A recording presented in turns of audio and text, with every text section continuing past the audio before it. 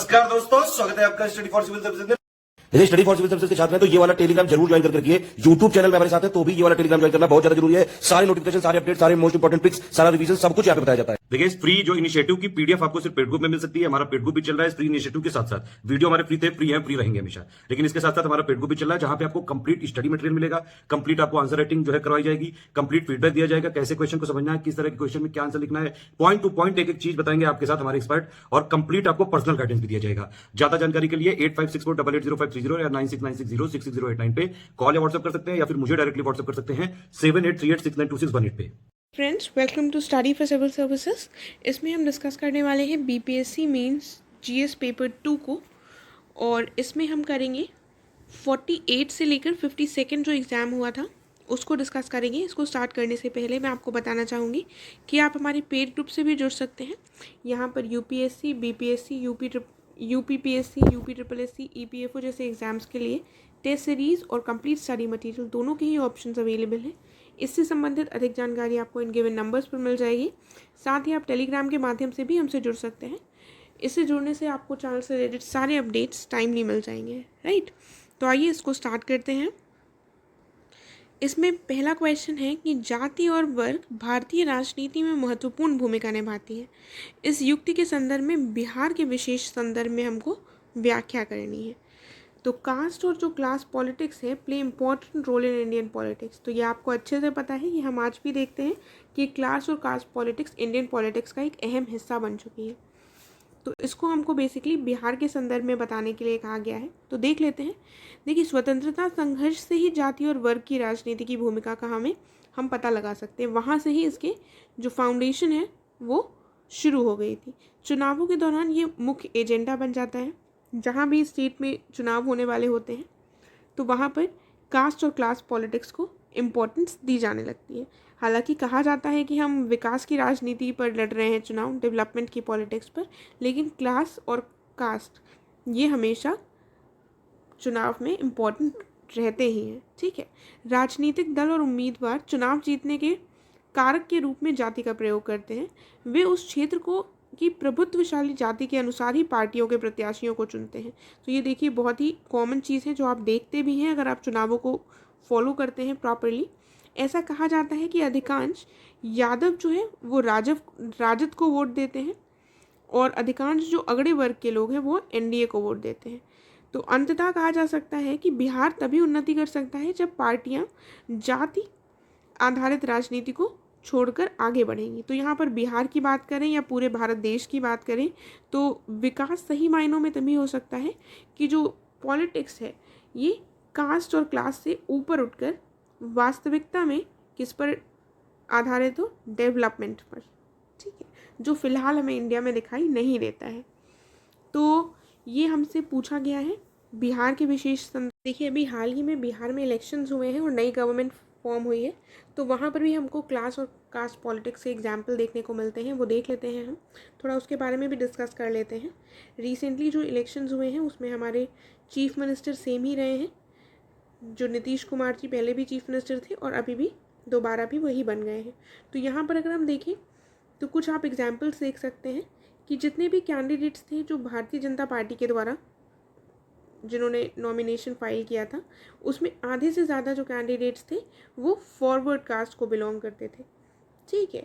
और वहीं पर जो अपर कास्ट के वोटर्स थे उन्होंने ही बीजेपी यानी कि एनडीए को ही सपोर्ट किया, ऐसा कहा जा रहा था। और आरजेडी के अगर टिकट्स देखे जाएं तो ये किसको दिए गए थे, ये यादव्स और मुस्लिम्स को दिए गए थे, ठीक है। और जो कुर्मीज और जो एक्सट्रीम बैकवर्ड क्लासेस हैं ये जनता दल यूनाइटेड को सपोर्ट कर रहे थे, ठीक है। तो एक तरह से यहाँ पर ये देखने को मिलता है कि लोग अपनी कास्ट के हिसाब से पॉलिटिकल पार्टीज़ में डिवाइडेड है, और ऐसा अभी से नहीं हो रहा है, इस वाले इलेक्शन की बात नहीं है, ऐसा भारत में हमेशा से ही होता रहा है। हमने डिस्कस किया है यहाँ पर, देखा भी कि स्वतंत्रता संघर्ष से ही इसका फाउंडेशन जो है उसको स्थापित हो गया था। और इंडिपेंडेंस के बाद से अगर हम देखें तो बिहार की जो पॉलिटिक्स है इसमें जो फॉरवर्ड कास्ट हैं ये कांग्रेस को सपोर्ट करती थी, कांग्रेस द्वारा डोमिनेट होता था बिहार। जो अपर कास्ट के लैंडलॉर्ड्स थे ये लगभग 40%, कितनी इनकी पॉपुलेशन थी, लगभग 40% से ज़्यादा इनका रूलिंग अलायंस के साथ ये रहे हैं 1990 तक। उसके बाद 1/3 से ज़्यादा जो स्टेट का बजट रहा है वो डिकेड्स तक सबसे ज़्यादा किसके ऊपर रहा है, आज भी है, उसके एग्रीकल्चर और इरिगेशन पर ही डिपेंडेंट रहा है। कि 1967 तक कांग्रेस का ही रहा है हस्तक्षेप, या कांग्रेस की ही सरकार रही है। जब कांग्रेस का यहाँ पर हम देखते हैं डिक्लाइन, तो उसके बाद छोटी छोटी पार्टीज आती हैं और उसके बाद ही देखने को मिलता है सबसे ज़्यादा ये कास्ट पॉलिटिक्स और ज़्यादा देखने को मिलती है, कि जो मैंने अभी आपको बताया कि जिस हिसाब से जो भी डिविजन्स हैं कि ओबीसी की अलग पार्टी हो गई है और जो अपर कास्ट है उनकी अलग पॉलिटिकल पार्टी हो गई है। तो यहाँ पर हमको बिहार के संदर्भ में बात करनी है, वरना ऐसा हमको देखने को पूरे देश में ही मिलता है, राइट। तो इस तरह से थोड़ा आप एग्जाम्पल दे सकते हैं, ये चीज़ें शुरुआत से ही आ गई थी हमारे सिस्टम में, ठीक है। तो उसके बाद आप एंड में कंक्लूड कैसे कर सकते हैं कि ये इम्पॉर्टेंट है, जैसे हमने यहाँ पर एंड में लिख रखा है कि ये इम्पॉर्टेंट है कि उन्नति तभी हो सकती है जब पार्टियां जाति आधारित राजनीति को छोड़कर एक साथ आगे बढ़ें और डेवलपमेंट की बात करें, ठीक है। तो इस तरह से इसको आप कंक्लूड कर सकते हैं। फिर दूसरे क्वेश्चन पर आते हैं, भारतीय संघवाद जो व्यवस्था है इसमें सामयिक दिगों की व्याख्या करें और क्या राज्यों की को अधिक स्वायत्तता की आवश्यकता है। यानी कि जो रीसेंट ट्रेंड्स हैं इंडियन फेडरलिज्म में उनको डिस्कस करना है, उनको एक्सप्लेन करना है, और इंडियन स्टेट्स को क्या ज़्यादा ऑटोनॉमी की ज़रूरत है इसके बारे में भी बताना है। तो संघवाद के भारतीय मॉडल को अर्ध संघीय प्रणाली भी कहा जाता है, इससे पहले भी हमने इसको देखा है, क्योंकि इसमें संघ और यूनियन दोनों की ही विशेषताएं हैं। यानी कि इसमें फेडरल स्ट्रक्चर के भी कैरेक्टरिस्टिक्स हैं और यूनिटरी स्ट्रक्चर के भी कैरेक्टरिस्टिक हैं। यूनिटरी स्ट्रक्चर कब हो जाता है, जब इमरजेंसी लगती है तो सेंट्रल के पास ज़्यादा पावर्स हो जाती हैं, जो रेसिड्यूरी पावर्स हैं वो किसके पास चली जाती हैं, सेंट्रल गवर्नमेंट के पास। तो इस तरह से यूनिटरी की भी विशेषता यहाँ पर देखने को मिलती है। तो रीसेंट ट्रेंड्स क्या रहे हैं, तो इसकी अगर बात करें तो इसमें हमको रीजनलिज्म, सेंट्रलाइज्ड अमेंडमेंट पावर, केंद्रीकृत योजना, क्षेत्रीय असमानता, एथनिक प्रॉब्लम नॉर्थ ईस्ट की, ये सब देखने को मिलता है, ठीक है। और माल और सेवा कर यानी कि जीएसटी के कम राजस्व की भरपाई के लिए केंद्र सरकार की अपनी प्रतिबद्धता से केंद्र सरकार ने इनकार कर दिया था।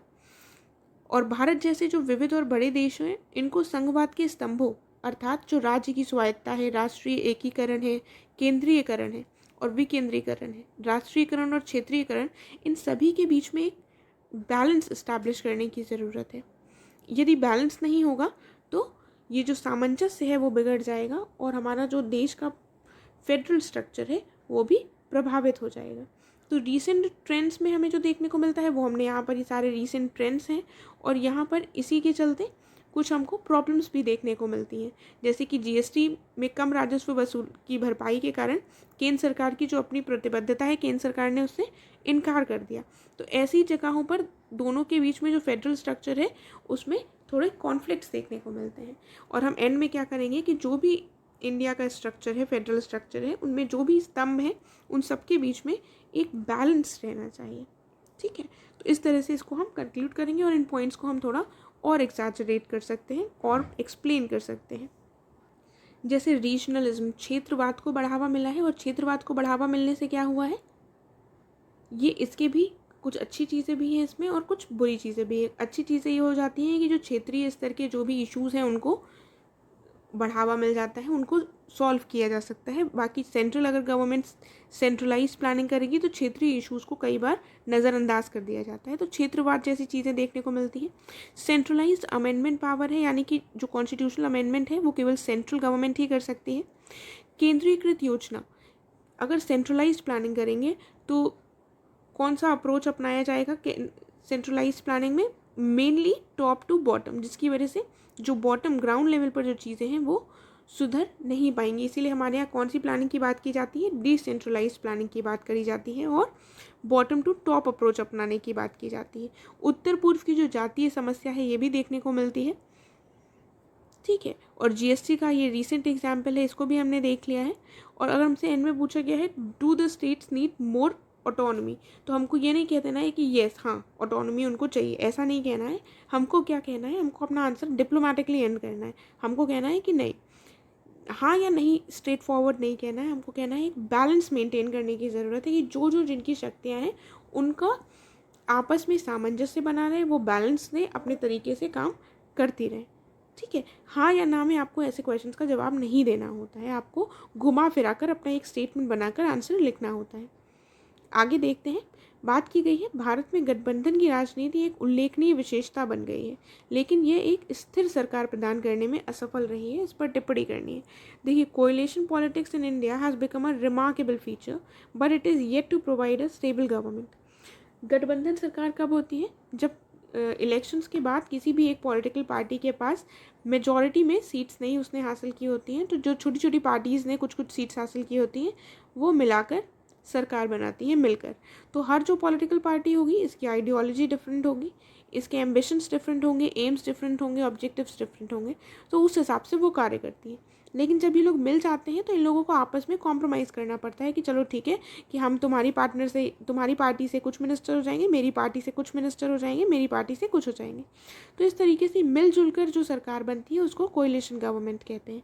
इसमें उतनी स्टेबिलिटी नहीं होती है, क्योंकि मान लीजिए इस पार्टी की इन्होंने कहा कि हमारे जो हित हैं वो इससे पूरे नहीं हो रहे हैं, हम हट जा रहे हैं, इन्होंने कहा हम हट जाएंगे, ये अगर हट गए तो ये जो पार्टी है वो मेजॉरिटी लूज़ कर देगी, ये जो कोएलिशन गवर्नमेंट बनी है, और इन्होंने मेजॉरिटी लूज़ कर ली तो सरकार गिर जाएगी।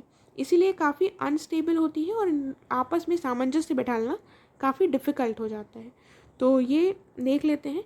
और इंडिया में इतनी सारी पॉलिटिकल पार्टीज़ हैं, सब चुनाव लड़ती हैं, तो अक्सर ऐसा देखा जाता है कि मेजॉरिटी में कोई पावर में पार्टी नहीं आ पाती है, तो एक कोएलिशन गवर्नमेंट ही बनती है। ठीक है, तो अब इस पर टिप्पणी करनी है तो इसके पॉजिटिव और नेगेटिव पॉइंट्स हमको देखने होंगे। तो गठबंधन सरकार एक ऐसी सरकार है जहां दो या दो से अधिक राजनीतिक दल सरकार बनाने में भाग लेते हैं। ये मैंने आपको ऑलरेडी समझा दिया है। सकारात्मक चीज़ क्या है? एकल पार्टी की जो शक्ति है वो उसको कम करती है, कि अगर एक ही पार्टी आ जाती है तो कई बार देखा जाता है कि वो कैसी हो जाती है, वो अपनी जो शक्तियाँ हैं उनका दुरुपयोग करने लगती है। ठीक है, और वो अपने आप को सबसे ज़्यादा शक्तिशाली समझने लगती है। और कोएलिशन गवर्नमेंट में क्या होता है कि सबकी बात मानकर उनको काम करना होता है, इसलिए कोई भी एक पार्टी सबसे शक्तिशाली नहीं हो पाती। क्षेत्रीय दलों के समर्थन से बनी गठबंधन सरकार उन्हें निर्णय लेने में मदद करती है कि जो भी क्षेत्रीय समस्याएं हैं, अगर क्षेत्रीय पार्टी उसमें सम्मिलित होगी तो वो उसको सॉल्व करने में हेल्प करेगी। एक आकार सभी पर उपयुक्त दृष्टिकोण भारतीय संदर्भ में काम नहीं आता, वन साइज फिट्स ऑल। इसीलिए छोटे छोटे पार्टीज़ मिलकर जब बनती हैं तो सारे ही एस्पेक्ट, सारे ही जितनी प्रॉब्लम्स हैं, जितने सबका रिप्रेजेंटेशन हो जाता है एक तरह से। भारत विविध संस्कृतियों और जनसंख्या का देश है, और गठबंधन सरकार विभिन्न संस्कृतियों के लोगों को जो प्रतिनिधित्व है वो प्रदान करती है। ठीक है, क्योंकि कई सारी पार्टीज हो जाती हैं। और ऋणात्मक पॉइंट क्या हो जाएगा? अस्थिरता यानी इंस्टेबिलिटी, जो मैंने आपको ऑलरेडी बता दिया है। निर्णय लेने की जो गति है वो भी धीमी पड़ जाती है, क्योंकि सबके बीच में कॉम्प्रोमाइज़ को सेटल करना पड़ता है, कोई भी इश्यूज है उनको रिजॉल्व करना पड़ता है, कोई भी डिसीजन लेने से पहले सबको आपस में बात करनी पड़ती है। ठीक है, क्षेत्रीय हित जो है ये राष्ट्रीय हितों के ऊपर हो जाते हैं। कई बार जो रीजनल पार्टीज़ हैं वो अपने हितों को सर्वोपरि मानने लगती हैं, और जो नेशनल इंटरेस्ट हैं वो छोटे पड़ जाते हैं। गठबंधन सरकार विविध आबादी के लिए एक बड़ी सफलता साबित हो सकती है, हालांकि इसे राष्ट्रीय हितों को व्यक्तिगत हितों से ऊपर रखना चाहिए। तो इस तरह से हम इसको कंक्लूड कर सकते हैं कि एक बड़ी आबादी के लिए गठबंधन सरकार अच्छी साबित हो सकती है। इसको हम ये नहीं कह सकते कि ये बुरी है, लेकिन इम्पॉर्टेंट क्या है कि जो नेशनल इंटरेस्ट हैं उनको हमेशा सर्वोपरि रखना चाहिए, ना कि अपने रीजनल और इंडिविजुअल इंटरेस्ट। राइट, फिर हम देखते हैं नेक्स्ट क्वेश्चन को। यहाँ पर बिहार के संदर्भ में ग्रामीण स्थानीय सरकारों के कामकाज की 1994 से आज तक के कार्यों की हमको व्याख्या करनी है, यानी कि analyse the functioning of the rural local governments in India since 1994 with special reference to Bihar. तो आपको पता है भारतीय गांवों में पंचायतें शुरू से ही ज़मीनी लोकतंत्र की रीढ़ रही हैं, और 73वां संविधान संशोधन हुआ था 1992 में। इसने ग्रामीण शासन के जो लोग हैं उनकी भागीदारी को ग्रामीण शासन में सुनिश्चित करने के लिए त्रिस्तरीय पंचायती राज व्यवस्था शुरू की थी, और इनको कॉन्स्टिट्यूशनल स्टेटस भी दे दिया था। तो ग्रामीण स्थानीय सरकार के कार्य क्या रहे हैं और उसमें क्या समस्या रही है उनको देख लेते हैं।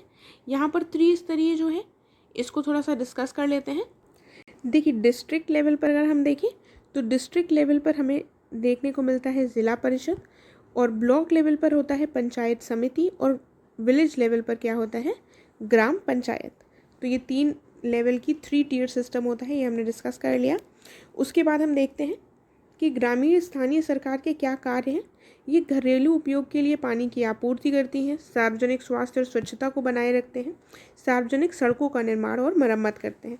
तो जो भी ग्रामीण लोकल लेवल पर चीज़ें होती हैं उनकी आपूर्ति और वहाँ पर जो भी योजनाओं होती हैं उनका क्रियान्वयन करते हैं।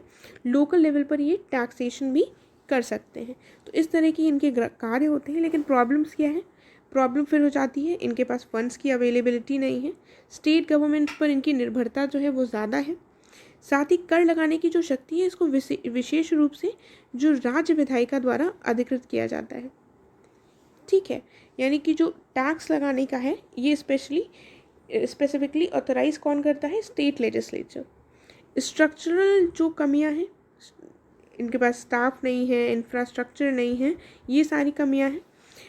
तो आवश्यकता किस चीज़ की है कि सरकार के लिए सुनिश्चित करना महत्वपूर्ण है कि स्थानीय सरकारों के कार्यों में स्पष्टता हो और वित्त के जो स्रोत हैं वो उनको प्रॉपरली प्रोवाइड किए जाएं। अगर इनको अपने कार्य प्रॉपरली पता होंगे, इनको फंड्स टाइमली मिलेंगे, इनके पास प्रॉपर रिसोर्सेज होंगे, एक प्रॉपर स्टाफ होगा जो टेक्निकली अपडेटेड होगा, तो ये अपने कार्यों को बेहतर ढंग से क्रियान्वित कर सकते हैं। और विलेज लेवल पर जो ग्राउंड लेवल है बेसिकली, वहाँ पर हमें सुधार देखने को मिल सकते हैं। तो बिहार के संदर्भ में पूछा गया है यहाँ पर क्वेश्चन में, तो बिहार के संदर्भ में भी हम यही लिखेंगे, ग्रामीण स्थानीय सरकारों के कामकाज यही रहे हैं और आज तक इनके जो भी कार्य हैं उनकी थोड़े से आप एग्जाम्पल से और इनको, और जो भी जैसे मनरेगा को लागू करना और इनके जो भी लोकल लेवल पर किसानों के लिए या लोगों के लिए, ग्रामीण लोगों के लिए जो भी योजनाएं लाई जाती हैं उनको लागू करना भी, उसमें भी इनकी महत्वपूर्ण भूमिका होती है। तो उसको भी आप, ये सारे पॉइंट्स भी यहाँ पर ऐड कर सकते हैं। फिर हम देखते हैं हरित क्रांति ने भारत में खाद्यान्न उत्पादन में वृद्धि की है, लेकिन इसने कई पर्यावरणीय समस्याएं भी उत्पन्न करती हैं। उदाहरण सहित हमको स्पष्ट करना है।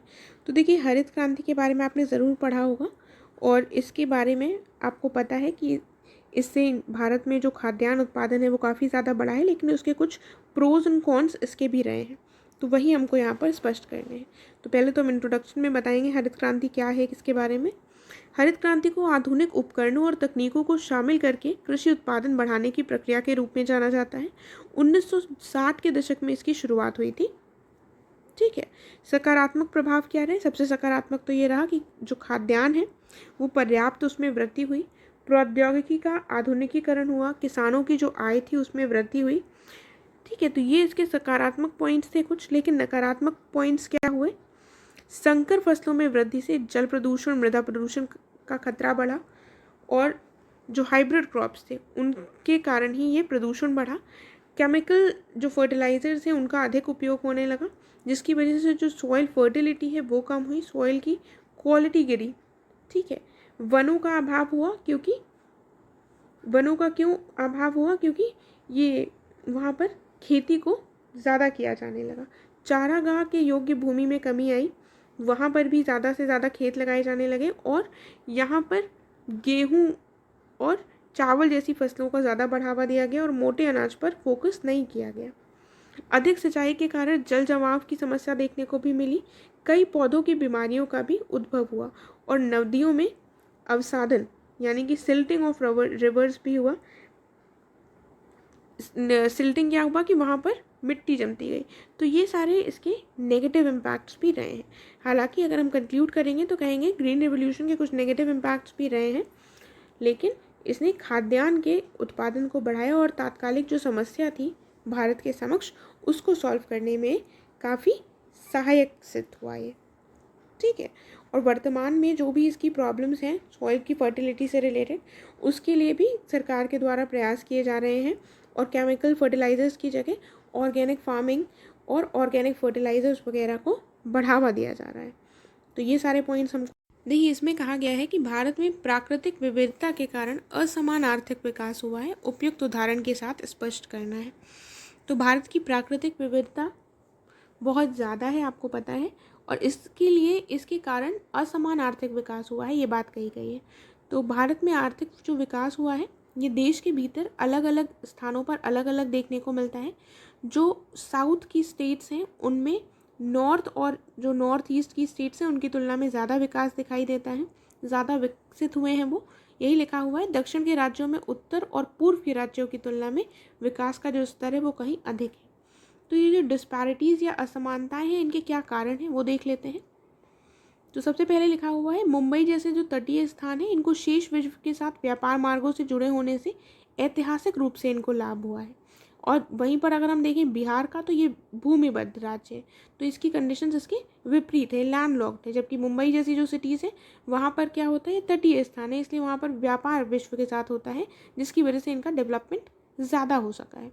वहीं पर कच्चे माल की उपलब्धता एक इम्पॉर्टेंट रोल प्ले करती है। जैसे हम देखें तो पश्चिम बंगाल में जूट मिले हैं, महाराष्ट्र और गुजरात में कॉटन टेक्सटाइल मिल्स हैं, जिसकी वजह से उसका यहाँ पर ज़्यादा इंडस्ट्रीज़ उससे रिलेटेड स्टैब्लिश हो पाई, क्योंकि इंडस्ट्रीज़ के स्टैब्लिशमेंट में रॉ मटेरियल जो होता है वो बहुत इंपॉर्टेंट रोल प्ले करता है। और उद्योगों के लिए भी पानी एक महत्वपूर्ण आवश्यकता होती है, जिस हिसाब से उनकी वाटर रिक्वायरमेंट होती है। और पूरे देश में अलग अलग क्षेत्रों में कहीं पर सूखा पड़ता है तो कहीं पर भारी वर्षा होती है, तो कहीं पर कुछ नॉर्मल एवरेज रेनफॉल होती है। तो इस तरह से उस हिसाब से इंडस्ट्रीज इस्टेब्लिश हुई है। ये सारे नेचुरल रीजन्स हैं जिसकी वजह से हमारा जो आर्थिक रूप से विकास भी डिफरेंटली हुआ है। और भूमि की उर्वरता, जो सॉइल फर्टिलिटी है वो डिफरेंट क्षेत्रों में डिफरेंट है। उत्तर भारत की जो ज़मीन है वो ज़्यादा उपजाऊ है। खनिज जो संसाधन है वो कहीं कहीं बहुत ज़्यादा पाए जाते हैं और कहीं कहीं कुछ कुछ क्षेत्रों में नहीं पाए जाते हैं। ठीक है, तो हालांकि हम देखें तो मानव पूंजी, बुनियादी ढांचे, निवेश, ये भी जो कारण है बहुत महत्वपूर्ण भूमिका निभाते हैं आर्थिक विकास में, ना सिर्फ प्राकृतिक विविधता। तो ये सारे कारण और प्राकृतिक विविधता मिलकर इम्पोर्टेंट रोल प्ले करते हैं, राइट। तो जो कारण है प्राकृतिक उनको हमने डिस्कस कर लिया है, इनकी वजह से आर्थिक विकास में डिफरेंसेस देखने को मिलते हैं और ये सारे कारण मिलकर आर्थिक विकास के लिए जिम्मेदार होते हैं, राइट। तो ये हमारा ये वाला क्वेश्चन कंप्लीट हुआ। अगले क्वेश्चन को देखते हैं। कहा गया है आप कहाँ तक सहमत हैं कि जनसंख्या का उच्च घनत्व भारत में गरीबी का मूल कारण है। ठीक है, how far do you agree that high density of population is the basic cause of poverty in India.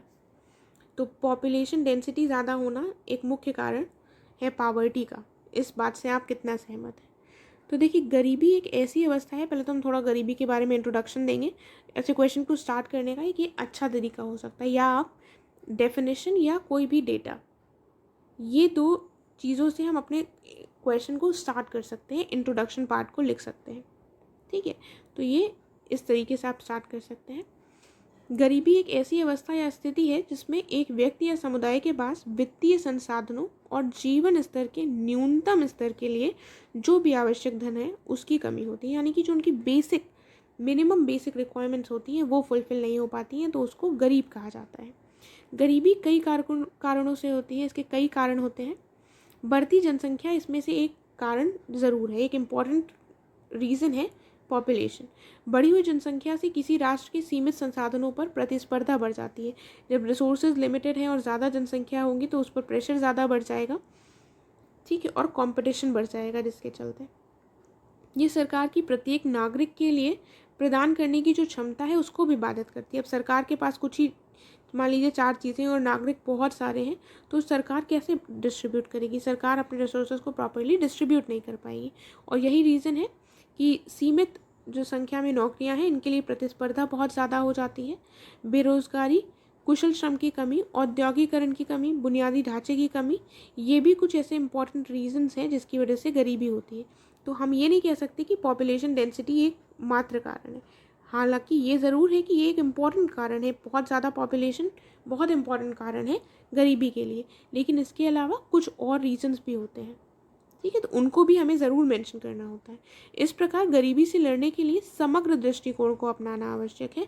एक हम ऐसी होलिस्टिक अप्रोच को अपनाएं जिससे हम गरीबी से लड़ सकें। इसके अलावा बढ़ती जनसंख्या को नीतियों के क्रियान्वयन से और जन्म नियंत्रण संबंधी जागरूकता के द्वारा नियंत्रित करने की भी आवश्यकता है, ताकि ऐसा ना हो कि पॉपुलेशन कॉन्स्टेंटली बढ़ती रहे और हमारे रिसोर्सेज पर दबाव भी साथ में बढ़ता रहे। ठीक है, तो हम क्या कहेंगे कि पॉपुलेशन जो है एक इम्पॉर्टेंट कारण है गरीबी के लिए, लेकिन इसके अलावा और भी कारण जिम्मेदार हैं, और अंत में हम लिखेंगे एक होलिस्टिक अप्रोच के माध्यम से हमें गरीबी से निपटने की आवश्यकता है। ठीक है, तो इसके साथ आप चीज़ों को और इसमें पॉइंट्स ऐड कर सकते हैं, कुछ डेटा भी ऐड कर सकते हैं। जो मेन बेसिक पॉइंट्स हैं वो हमने यहाँ पर डिस्कस कर लिए हैं। फिर कहा गया है कि भारत में कचरे के प्रबंधन और उनसे उत्पन्न ऊर्जा की संभावनाओं पर एक लेख लिखना है। तो ठोस कचरा प्रबंधन वैश्विक चिंतन का मुद्दा बन गया है, क्योंकि जो शहरी आबादी है ये लगातार बढ़ती जा रही है और जो उपभोग पैटर्न है ये इसमें भी बदलाव देखा गया है। ये एक व्यापक, संगठित, लागत प्रभावी और पर्यावरण के अनुकूल तरीका सुनिश्चित करने के लिए अपनाया जाता है, यानी कि एक कॉम्प्रिहेंसिव, ऑर्गेनाइज्ड, कॉस्ट इफेक्टिव और एनवायरनमेंट फ्रेंडली मेथड को अडॉप्ट करने की यहाँ पर बात करने की गई है। तो अपशिष्ट प्रबंधन में 4 आर आते हैं बेसिकली। कौन कौन से आते हैं? रिडक्शन, रिसाइकलिंग, रीयूज और रिकवरी। यानी कि इनको ही, जैसे 4 आर आपने लिखा है तो इनको ही आप इंग्लिश वाला ही वर्ड्स इंग्लिश में ही, इनको रिडक्शन को ऐसे कर लिख दीजिए। ठीक है, ये भी लिख सकते हैं, कोई प्रॉब्लम नहीं है। तो भारत में बेसिकली जो कचरे के प्रबंधन है उनसे उत्पन्न ऊर्जा की संभावनाओं पर हमको बताना है। तो कचरे के प्रबंधन के लिए एक जैविक प्रजनन यानी कि बायोलॉजिकल रिप्रोसेसिंग की जाती है। इसके अलावा सैनिटरी जो लैंडफिलिंग में डंप किया जाता है, जैवोपचारण यानी कि बायो रेमेडिएशन जैसे प्रोसेस किए जाते हैं। और कहा गया है चूंकि भारत अपशिष्ट प्रबंधन और ऊर्जा सुरक्षा की दोहरी चुनौतियों से जूझ रहा है, इसलिए हम क्या कर सकते हैं, अपशिष्ट से ऊर्जा यानी कि वेस्ट टू एनर्जी इसका प्रयोग कर सकते हैं और इसमें काफ़ी बड़े अवसर हैं। अपशिष्ट से ऊर्जा के लिए कौन कौन सी तकनीक है? Bio composting, incineration. इन माध्यमों से हम जो भी वेस्ट जनरेट हुआ है उससे इलेक्ट्रिसिटी, एनर्जी जनरेट कर सकते हैं। इस प्रकार अपशिष्ट से ऊर्जा जो तंत्र है ये स्वच्छ भारत मिशन 2 के लक्ष्य को प्राप्त करने में भी काफ़ी ज़्यादा मदद कर सकता है, क्योंकि जो हमारे लिए वेस्ट एक प्रॉब्लम बन के सामने आया है उसी से यदि हम एनर्जी जनरेट करें तो ये हमारी डुअल समस्याओं को सुलझा सकता है। राइट, तो ये हम यहाँ पर लिख सकते हैं क्या क्या संभावनाएं हैं। यहाँ पर हमको एक टिप्पणी लिखनी थी, वो लिख दी है हमने। नेक्स्ट क्वेश्चन की तरफ बढ़ते हैं। बात की गई है कि कृषि की सततता में जैव प्रौद्योगिकी के महत्व की विवेचना करनी है और उदाहरणों की मदद से बताना है। Discuss the role of biotechnology in sustainable agriculture. और उसके बाद explain your answer with help of some examples. तो बायोटेक्नोलॉजी क्या होती है ये पता होना चाहिए। ये वह तकनीक होती है जो विभिन्न उत्पादों को विकसित करने या बनाने के लिए जैविक प्रणालियों, जीवों या इसके कुछ हिस्सों का उपयोग करती है। ठीक है, और कृषि की सततता में जैव प्रौद्योगिकी की भूमिका की बात करें तो क्या क्या हो सकती है?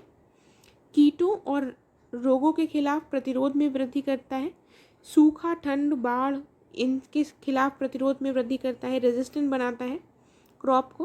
प्रदूषित मिट्टी का बायो रेमेडिएशन हो सकता है, उत्पादकता और गुणवत्ता में वृद्धि हो सकती है, उन्नत नाइट्रोजन स्थिरीकरण और पोषक तत्वों में वृद्धि कर सकते हैं, बेहतर किण्वन प्रौद्योगिकी अपनाई जा सकती है। किण्वन यानी फर्मेंटेशन टेक्नोलॉजी। पोषक तत्वों की कमी वाले फसलों जैसे चावल में उच्च पोषक तत्वों का स्तर किया जा सकता है या उच्च पोषक तत्व उसमें बढ़ाए जा सकते हैं। देखिए, और इसके साथ ही मैं आपको बता दूं, बायो रेमेडिएशन यहाँ पर 2-3 बार लिखा है। इसका टर्म का मतलब क्या होता है? इसके अंतर्गत माइक्रो ऑर्गेनिजम्स को यूज़ किया जाता है और माइक्रो ऑर्गेनिज्म के यूज़ के माध्यम से जो भी पोल्यूशन है उसको रिड्यूस करने का प्रयास किया जाता है। कैसे प्रयास किया जाता है? इसमें बायोलॉजिकल डिग्रेडेशन होता है। ठीक है, बायोलॉजिकल डिग्रेडेशन के माध्यम से पोल्यूटेंट्स को नॉन टॉक्सिक सब्सटेंसेस में कन्वर्ट कर दिया जाता है। तो ये होता है हमारा बायो रेमेडिएशन। ठीक है, तो मैंने आपको बता दिया। आप सोच रहे होंगे यहाँ पर टर्म लिखा है उसका क्या मतलब है। तो ये बायोटेक्नोलॉजी में सस्टेनेबल एग्रीकल्चर को बढ़ावा देने के लिए बायोटेक्नोलॉजी का कैसे यूज़ कर सकते हैं उसके यहाँ पर हमने ये एग्जाम्पल्स देख लिए। ठीक है, तो ये हमने यहाँ पर उसके बाद देख लेते हैं कृषि की सततता में जैव प्रौद्योगिकी के कुछ पहलुओं द्वारा उत्पन्न जोखिमों के बारे में चिंताएं भी हैं, जैसे जैव विविधता का ह्रास, प्रतिकूल पर्यावरणीय प्रभाव और मानव स्वास्थ्य पर इसका नेगेटिव इम्पैक्ट। ठीक है, तो ये कंसर्न्स हैं बायोटेक्नोलॉजी से संबंधित। जो सस्टेनेबल एग्रीकल्चर को अगर हम बढ़ावा दे रहे हैं उसमें बायोटेक्नोलॉजी का प्रयोग कर रहे हैं तो ये कुछ ऐसे कंसर्न्स भी सामने आते हैं। ठीक है, तो उनको भी हम यहाँ पर मेंशन कर देंगे। क्वेश्चन में हमसे पूछा गया था कि कृषि की सततता में जैव प्रौद्योगिकी के महत्व की विवेचना कीजिए। तो हमने महत्व बता दिया है, उदाहरण भी दे दिए हैं और हमने इसके थोड़े से नेगेटिव इम्पैक्ट्स भी बता दिए हैं। और कंक्लूजन में हम क्या करेंगे, कंक्लूजन में फिर हम एक बताएंगे कि हमें एक कॉम्प्रिहेंसिव होलिस्टिक अप्रोच की ज़रूरत है। बायोटेक्नोलॉजी का हम ऐसे यूज़ करें जिससे कि उसकी जो भी कमियां हैं, खामियां हैं, वो ना हो सस्टेनेबल एग्रीकल्चर पर। ठीक है, तो इस तरह से हम अपना कंक्लूजन लिख सकते हैं। इसके साथ हमारा ये कंप्लीट हुआ। अगर आपको कोई भी कन्फ्यूजन है, कोई भी डाउट है, तो आप कमेंट करके पूछ सकते हैं। मैं ट्राई करूँगी आपके डाउट को सॉल्व करने का। हम मिलते हैं नेक्स्ट वीडियो में। Thank you so much.